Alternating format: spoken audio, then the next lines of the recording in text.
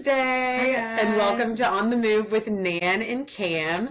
And we are joined today by Elliott Rose, who is just all-around Richmond runner. We see him everywhere, always see him with his run groups as well, but he is a longtime MTT participant, coach, sports backers ambassador, longtime participant of sports backers events. And when we were discussing, we're trying to have people that are really instrumental in the running community here in Richmond on the podcast this summer.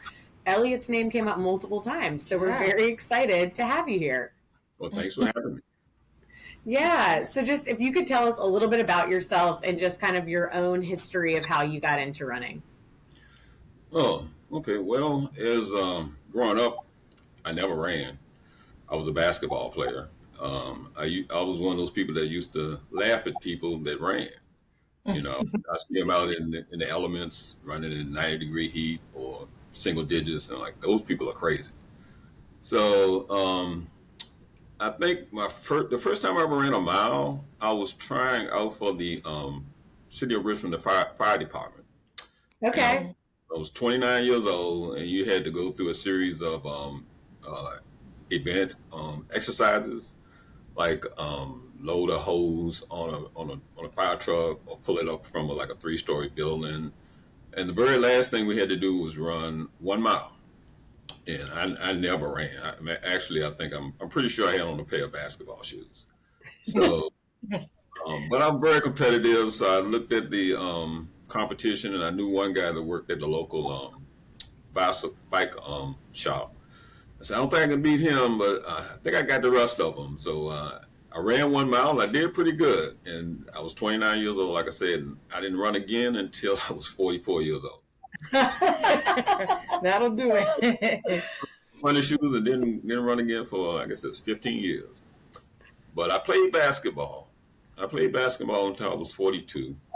And so the extent of my running was I would go to the local, Vital Course, Bird Park, Pine Camp, and do a couple of laps around the track, maybe 2 or 3 times a week. I did that for a while. And then I eventually bought a treadmill. And so I had a routine. I'd do 2 or 3 times a week. I would run on the treadmill for 5 minutes, get off, jump rope for about 5 minutes, get back on the treadmill, run for 5 more minutes, jump rope 5 more minutes, and then get back on the treadmill for 5 minutes. So it's 15 minutes of running, maybe 3 times a week. So about 45 minutes of running, which is probably, I don't know, about 3 or 4 miles that I would run for a whole week. And I only did that to get in shape to play basketball. And so I didn't actually really get into running until a friend, I actually didn't really know the guy. I worked for the city of Richmond, and back in 2001, I was like a courier. I would walk down to City Hall and pick up reports for us to do. And this guy that I picked him up from, he asked me one year, hey man, I know you play basketball, you seem pretty athletic. Would you like to run the Monument Avenue 10K?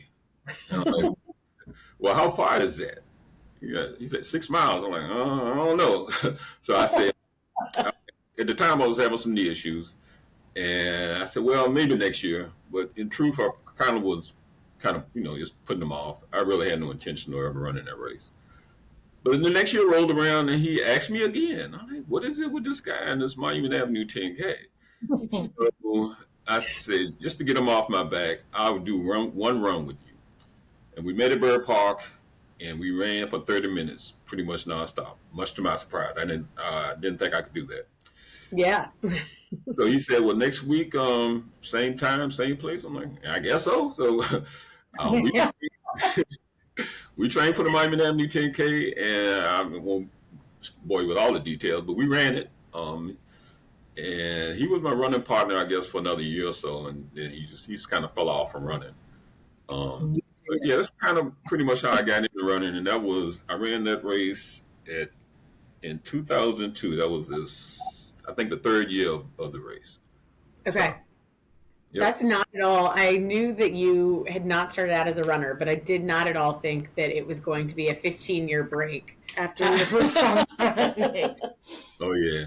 Well, yeah, I actually was thinking maybe, I always was an active person, and yeah, like I said, I played basketball. I played in high school. I played when I moved to Richmond. I played in the city leagues, church leagues, and some of my buddies, we're always talked about maybe eventually joining a 50 and older basketball league, Mhm. but running and doing marathons was not on on my radar at all. Your So bingo card. So what was like, what did you initially, as you made that switch over after you ran that first 10K and then kept running with your friend, what was it about running that like kept your interest? well, I liked that it kept me in really good shape. And especially racing, you would get that endorphin high. Um, yeah, once I moved over to MTT and got into marathon, and that was a whole different level, though. It was actually what brought me to MTT. It was a guy named Mark Buckland. We Hmm. both worked for the city of Richmond, and I had no desire to run a marathon. I was just content to continue to run my 5 miles here and there. I think that was probably my longest run, maybe the 10K, the 6 mile, for the first couple of years of my running. Then this guy Mark was a part of MTT. He was a member of MTT. I think probably one of we call them novice teams back then. They're 500 now. Um, he had a group that was running on Saturdays, and they were training for the frostbite 15K. Okay. And so he invited me to join his group, and I ran with them over the winter. And that's like I was saying, running in extreme temperatures. I remember running with that group one time. It was 8 degrees, and I, Mm, mm. That's too No, cold. that's too cold. I can't believe I'm doing this. I That's moved tough, but side there, moved to That's the dark exactly. side. So yeah, they would run from the downtown Y, and every week that we ran, I was always the first one back. And so the people in his group kept telling me, "You should think about running a marathon." I'm like, well, okay, it's like 10K. How far is that? And they said 26.2 miles. I'm like, oh, that's like from here to Petersburg. I can't fathom that. But as time went on, they made it sound doable. So I said I'll sign up for this training team, but I had no intentions of actually completing it. They didn't have the half team back then. All they had was the 8K and the marathon. So I really don't even know what my intentions were, but I think I was just going to maybe go halfway through the season and just drop out. But my coaches saw some potential in me, and they said, "Well, at least do the first 16 miler." And by that time, I had a running buddy, and we kind of just pulled each other through it. And I said, "Okay, well, I got through the 16 miler. Maybe I'll attempt the 20 miler." So I did the first 20 miler, and by the time we got to the third 20 miler, we were at the front of the pack. And but I was so naive about marathoning. When I filled out the application for MTT, they asked how many marathons had you run. And I don't know, I got confused somehow, and I thought they meant how many races, and I put down 5 or 6. And because I said if I do this, I want to be on the novice team. Well, I guess they looked at my times and say this guy's run 5 or 6 marathons. They put me on the second fastest team. I'm like, oh my goodness. Wow. It was a track meet every week, but it really helped motivate me to just continue and get to be a better runner. So, I was about to say that'll do it too. Like if it's something that you don't think you're good at and you end up being the first person back every time, oh yeah. yeah, you're gonna be like, yeah, I'm good at this. Like I'm gonna keep coming back.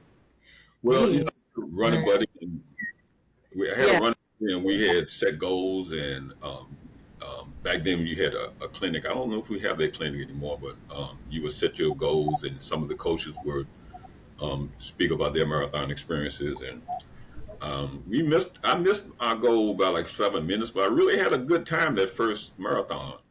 So, yeah. but when I crossed the finish line, I'm not gonna lie. I said I'm never doing this again. So, I think a lot of people I was gonna feel say, I that feel like way. I hear that often. That Yeah. people are like, I am never doing this again. And then it'll be like, price is going up. They're like, I signed up for my next race. I'm yeah, like, it didn't take me that long. It was like within another hour, because that's when we used to finish at the James Center. We'd go down Yep. Kirk Street. And me and my running buddy, we walked to some little coffee shop, and they had a sofa inside. And they let us sit down and just recover a little bit, and then we started plotting our next marathon then within an hour. But when I immediately crossed that finish line, this is for the birds. I'm never doing this again. But Never doing that again. that was 24 marathons ago. So. Yeah, I was about to say, Man. what year was your first year with MTT? That was 2004. So that was the first year that they met as sports backers. The first Okay. 2 years they used to meet at the downtown Y. Mm, Okay. that's crazy. Because I feel like, and you said 2002 was when you ran your first 10K. So it only took you 2 years to be like, all right, I'm going to do a marathon. I had to be talking to it. Trust me. I wasn't sitting around thinking, oh, okay, I've conquered the 10K, so now I should move on to the. No, it wasn't like that. I had to be convinced that this was something that was even remotely possible. So, Right. yeah. Sometimes we need a little pushing from our friends and from people, no matter how old you are. Because I feel like you said, you started a lot later, and when there's people who like believe in you, even if it's something like you're new to, when you're Yeah. older, it's like, oh wow, like okay, I'll try it. Yeah. Well, I saw it as a little bit of a challenge, but like I said, I really didn't think I would complete the training. I thought maybe I would drop out halfway through it. But yeah, I figured while I was there and doing the training, I wanted them to remember who I was. So I was determined not to be the last person back. So Yeah. it just pushed me. Some motivation. Yeah, and ended up being the first person. Yeah. So how long have you been a part of MTT then? How many years? Let me see, 2004, 20? Yeah. 20, this is year 21. Yeah. Okay. And I've been, Congratulations. That's a very impressive feat. That's a lot of summers dedicated to miles. oh, trust me, I thought I was one and done, but yeah, I never, Wait, 20 after that. I never, 21 years later, especially being a coach, me being a coach, that's just unimaginable back then. Yeah. When did you make the switch from just participant to coach? Right. That was 2006 was my first year as a coach. Okay. Don Garber approached me, and a couple of people had, I guess, recommended me. And I don't know why you think I would be a good coach, because I have the worst running form. I know nothing about nutrition or any of that stuff, but I guess they saw something in me. So, yeah, here I am.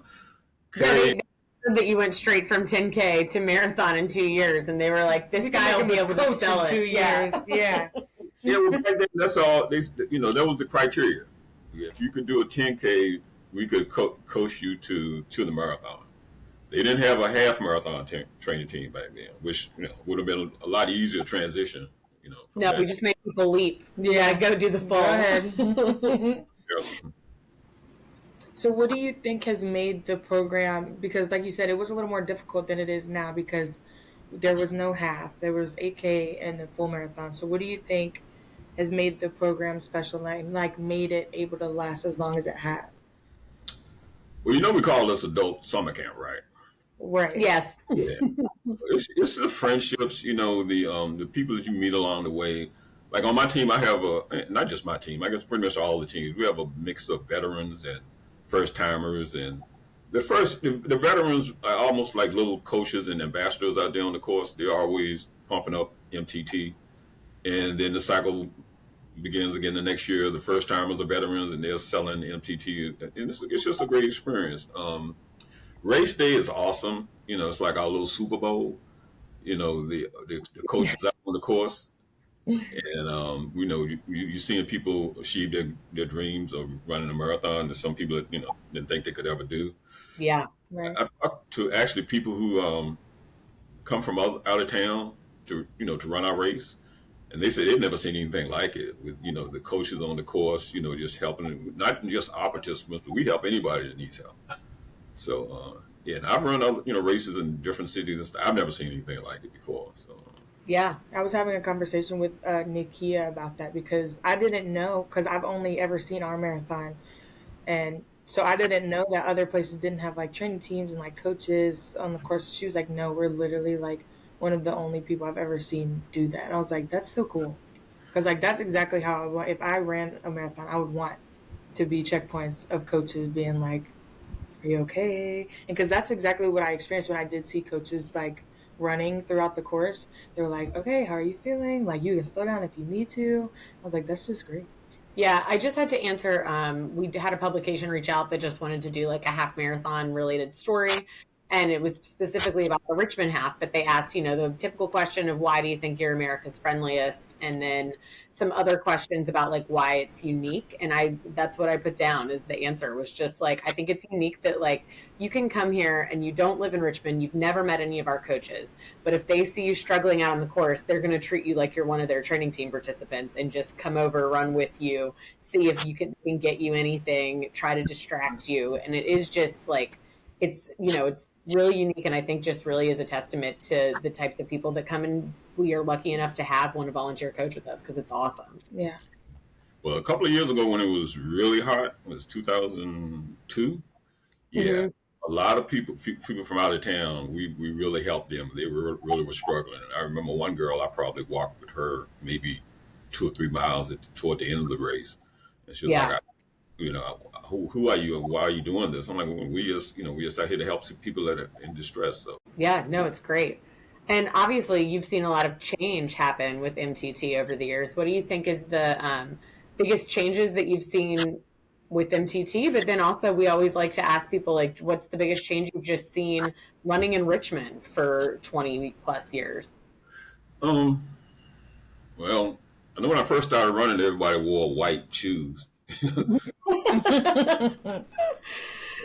The change in running gear, all the colors of the rainbow with the shoes and the outfits. Cotton, we don't wear cotton anymore. I have a picture of me from the first 10K that I ran. And I have on cotton shirt, cotton socks. I think I used to have on basketball shorts, to be honest with you. So, the equipment, the garments, back when I first joined MTT, actually, we would time ourselves with either one of those little $10 Casio watches that would do it was like a stopwatch. Yeah. And, we'll map out a mile, maybe drive a mile because we didn't have map my run and all that back then. So we would, gauge a mile and then, just hit our stopwatch, and that's how we timed ourselves. So, with MTT, it's only minor changes that I can see with MTT. If it ain't broke, don't fix it, right? That's right. I mean, I've always been on the intermediate teams, as a participant, as a coach. We used to do 3 20-milers, but we only do 2 now, which I totally understand because I've had some of my best marathons with just 2 20s. Yeah, which is still a lot too. Yeah. The routes, we used to go in reverse. Now we all go the same direction, and I guess it's kind of like to keep track of people, and it's easier to make the routes. Back then, we had more in-person clinics, and I think they're mostly virtual now. That's probably a byproduct of COVID, I'm pretty sure. Yeah. And back when I first joined MTT, we still have a website, but we had a message board. That's how we did the majority of our communication. That thing would be lit up every day. I believe it. Then we have Facebook pages. So Yeah. Yeah, the Facebook page is very active still. Yeah, and we had a photographer who would take pictures. That was the guy actually who brought me to MTT, and he would post all the pictures from Saturday and Sunday runs on the website, and people would like anxiously await for him to post the pictures of us running. So that was pretty cool. I feel like people still get excited for that. Personally, anytime I see him, I'm like, I do. Don't show me. Put my head down, just the top of my hat. Yeah. Don't take a picture of me. We have my team who he's a runner, he's a participant, and he just runs ahead. And I think he's the oldest guy on our team, if I'm not mistaken. But he's one of the faster people on our team. His name is Dom. He runs ahead and takes photographs of all the people on our team and some from other teams. Fast if you're doing that. Yeah, look at him go. Goodness. That's crazy. So I know your mileage. I don't know because you run a lot and I don't run a lot. But your mileage might change as you are gearing up, like with MTT, compared to like the rest of the year. But how many times a week do you run? Well, right now I'm in the midst of a running streak. So, Okay. Oh, tell us about that. so I did a streak a couple of years ago. Actually, Kristen was the one who first approached me about doing a streak. That Wow. sounds like Yes, it does. Her, Runner's World had a streak that would go from Memorial Day to 4th of July. It's like 34 days. Hmm. And if I remember correctly, I think I did the 34 days, and I said, well, why should I stop here? And I Okay. continued to go until Labor Day. And they gave me 102 days, I believe, a little over 100. So that was about 3 or 4 years ago. So last year, I said, well, I'm just doing it on my own. I shouldn't say do it on my own. I think I had a couple of other people that were in it with me. So I did it. My goal was to do it from Memorial Day to Labor Day, which is 100 days. But when I hit 100 days, I'm like, well, I feel good. Let me keep going. So then I hit 200 and then 300. And I'm like, if I get to 300, I have to go to 365. yeah. So then when I hit 365, that was a decision to be made. Do I continue or do I stop? But 365, this is my logic. 365 is so close to 400. I like round numbers. Okay. I'm at 400 now. Today is 400. Just kept going. Wow. So I think I want to go to 500, but we'll see. But at 500, I'm stopping. Yeah. That would be such a dangerous game for me because I like a nice rounded number, but then once it became a challenge, I would definitely be doing the same thing. But then I'm like, when will it end? Yeah. When does it end? Oh, I know if I don't stop at 500, the next stop will be 1,000. I don't think I want to go to 1,000. And that's a lot.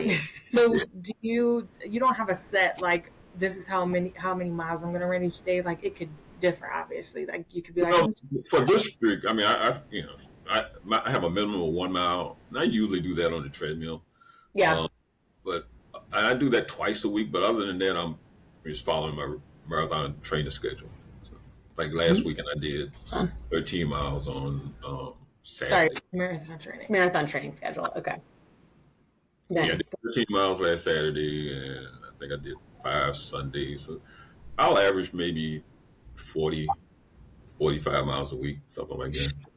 Yeah. That's crazy. Yeah. What other run groups are you involved with other than MTT? Well, I have a little group that meets on Wednesdays. We meet at the Currytown Starbucks. It's probably 20 to 30 people, and we loosely follow the MTT schedule. Well, right now we're definitely following the MTT schedule, but Right. when the MTT is not in season, we kind of make up our own distances.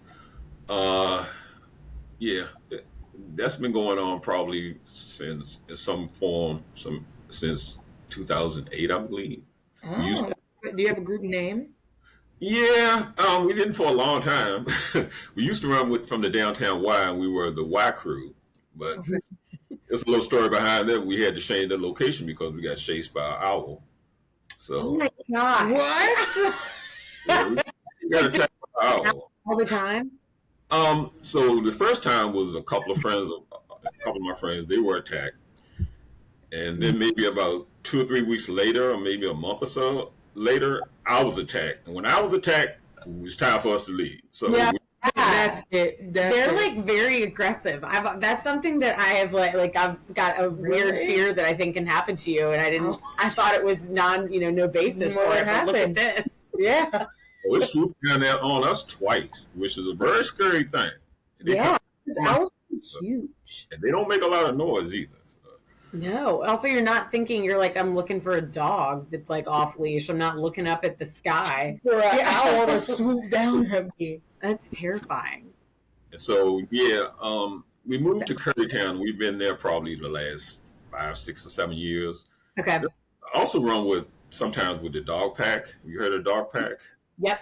Yeah, they do the Sunday recovery runs from Publix. I run with them sometimes. So those are the 2 main groups. I've run with the Black Men Run a couple of times. Mm-hmm. Their schedule conflicts with MTT, so it's kind of hard for me to run with them. So, yeah. Okay. So you're just all over the place. Yeah, again, well known in the runner community. So you've got your streak going. You've obviously completed a lot of races and marathons. Are there any other bucket list race items or goals that you have? Well, I've never been to Boston. Okay. You know, that's really the Super Bowl of running. Mm-hmm. I missed it by 10 seconds back in 2010. I think it was 2010. So, yeah, I've never been to Boston. I would like to get there one day. But if I don't, it's not a big deal. But I actually would like to run internationally. I've never been abroad to run a race. I'd like to do that. Maybe Berlin or London, something like that. Those look really cool. And if you could go on a run with any one person, who would it be? Well, right now, it'll probably be my son, to be honest with you. Nice. He and I ran Monument Avenue 10K one time. It was the most fun I ever had in a race. You know, I was relaxed running his pace. He doesn't really run much anymore. He's getting ready to have a baby, he and his wife. So, ooh, congratulations for you too. Yeah. But yeah, that is that he might be waiting a little bit longer. Those things, they take a lot of time. Yeah. But if you met like a celebrity, maybe probably Meb. You know, I met him once, and he just seemed like a really, really nice guy. So yeah. That's awesome. I don't even know who I would choose if I had to do that. If I had to choose somebody to run with. Me neither. Slow. Yeah. So we could walk together. Who would not run? Yeah, I'd really have to think about it. Yeah. Someone who's active. You and I would just go on a run with the Kardashians. Yeah. That's what would happen. They'd still probably be all three. Yeah. But yeah, I thank you so much for joining us. This has been great. And I think we're going to go into our this or that questions for you that are just quick hitting for fun. So we have two that are themed, or one that's themed for the July 4th holiday coming up. But then two of them are more centered around runs. So take it away. So our first this or that is because I thought that you ran with another group. So this one is based off that. So would you rather do a weekend run with MTT or a weekday run with one of your other run clubs? Oh, why you ask me that? I'll pick one or the other. Don't say MTT just fits us. It's really up to you. I'll probably say a weekend run with MTT because I'm going to see a lot of the same people that I run with on Wednesdays. Okay. Yeah. Okay. So It's better to run with a friend. Yeah, that big MTT family just transcends to all other areas of life. Yeah, I'm pretty sure there's 90%, maybe 95% of the people I run with on Wednesdays are members of MTT also. So. Okay. Well, do you? Oh, I don't think we asked this. Your weekday runs, are they in the morning or in the evening? 5:15 in the morning. Oh goodness! And when we run 10 miles, we go at 4:45. And even with that, there are some people that I run with on that Wednesday group that get there even earlier than that. So why'd you go to bed? Yeah, what time are we going to bed to get there at 4:45? Well, for me, normally it used to be 9:30, but as I've gotten older, I'm in bed by sometimes 8:30. Hey. I was in bed by 8:30 last night. No, it isn't. Yeah. Cameron's wild. Cameron's a night owl still. She'll be telling me she's not going to bed until 12:30. She's out of control. Yeah, it couldn't be me up. I'd just not go to sleep if I had to get up that early. My husband is doing MTT, and he got up to do one of the hill workouts last week, and that started at 5:15. And he said he was going to go get in bed really early, and I was like, "Why?" And then I realized I was like, "Oh my gosh, you have to wake up in the 4 o'clock hour to get over there." Goodness. And yeah, that is not my forte. So kudos to everybody who can do that. This is your July 4th related question. Are you team hamburger or team hot dog? Well, what kind of hot dog and hamburger? Because I don't eat beef and pork. Okay. But I do eat turkey hamburgers and turkey hot dogs. Okay. Yeah, I love a turkey dog. I love a turkey burger. I love a turkey burger too. All right, turkey burger, turkey dog. Well, my son cooked for me. He grilled for me on his new grill and when was it? Father's Day. And he grilled some turkey burgers, and they were delicious. So I would take turkey burgers. Yeah, I haven't had a turkey burger in a while. I love a turkey burger. A turkey burger. Yeah.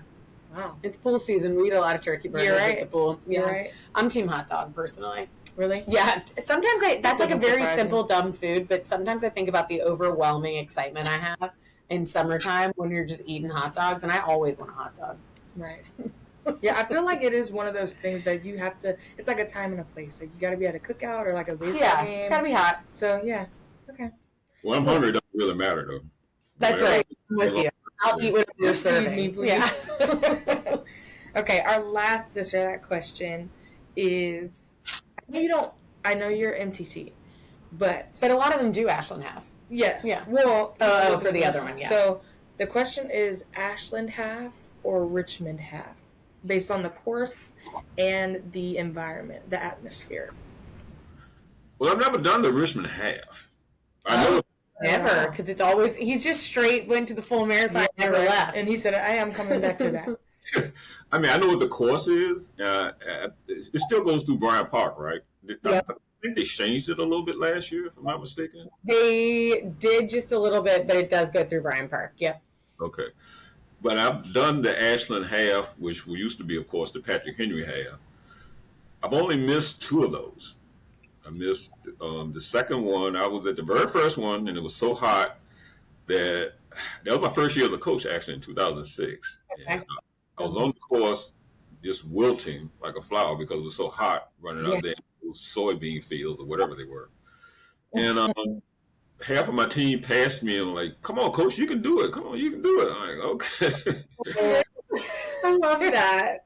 I didn't come back the next year. We made our own little race because it was so hot out there. No one wanted to do it again. Okay. Yeah. But at that race that we made, I ended up coming in last because we ran trails out at Brandon Mill, and I'm not a really good trail runner. Yeah. Well, I came back the next year, and I've been doing it ever since. The only other year I missed, I had knee surgery, and I tried to get out there, but my doctor was like, I don't think you really should do that. So I volunteered. So I missed those 2 years, but I was even at the COVID year. I've only missed 2. Okay. Yeah. So do you get excited about swag as a runner still, or are you not, after this many races, are you not excited about any of your swag anymore? Are you like, you can keep that medal and t-shirt? Oh, no, that's not me. If I could show you, I got 2 racks of medals. I'm sure. I have my marathon medals in shadow boxes. Oh, nice. And I got a couple of awards for placing in my age group. And I have those prominently displayed. So, no, I love my swag. So. We got a sneak peek at the Ashland half swag today. We haven't released it yet, but we got to see the designs, and we're both very into them. Yes. So stay tuned. Actually, I had I had pretty much every T-shirt that I had ever got from a race, and they were clogging up my drawers, and I had them in bins and everything. So earlier this year, back in January, I made a double-sided quilt. Well, I didn't make it, but I shipped it off for them to make it, and throat. So I used 120 shirts. Oh wow, that's like a California queen. Yeah, or a California king size. It's a big. Like, I was thinking it's just like a twin size. No, not 120 shirts. Yeah, that's a great way. I have one of those with like old VCU shirts, and somebody's done that at work with sports backer shirts before. It is a really nice way to still have them, but not have them just pouring out of your dresser. Right. So I have it on my bed right now, as a matter of fact. So nice. I love that. What's your favorite? You know, what year was your favorite marathon medal? Like the design of it? The design of it? Oh, maybe Kiowa Island. It was glass and it had a picture of a engraved heron on it. Ooh, fancy. Because I think that's my favorite because I broke it on the way back, on the ride back from Kiowa, South Carolina. Yeah. And it was in my bag, and I guess I tossed my bag around a lot. I was so upset about it. I called that as soon as I found out about it, and this was that Monday, the next day, and they said, "We'll ship you another one," and I got it within a couple of days. So I'm really happy about that. Nice, that's great. Well, thank you so much for joining us. This was awesome, and everybody, the hype was correct. podcast guest. So everybody be on the lookout for Elliott with MTT and all of his other running groups. But yeah, we hope that you have a great rest of your training season and good luck with the streak. Oh, thank you. Thank you. Yeah. Appreciate y'all with me. We hit 500 days. Yeah, you got to let us We'll know. make sure we post you. Okay. Thanks. Bye. Bye.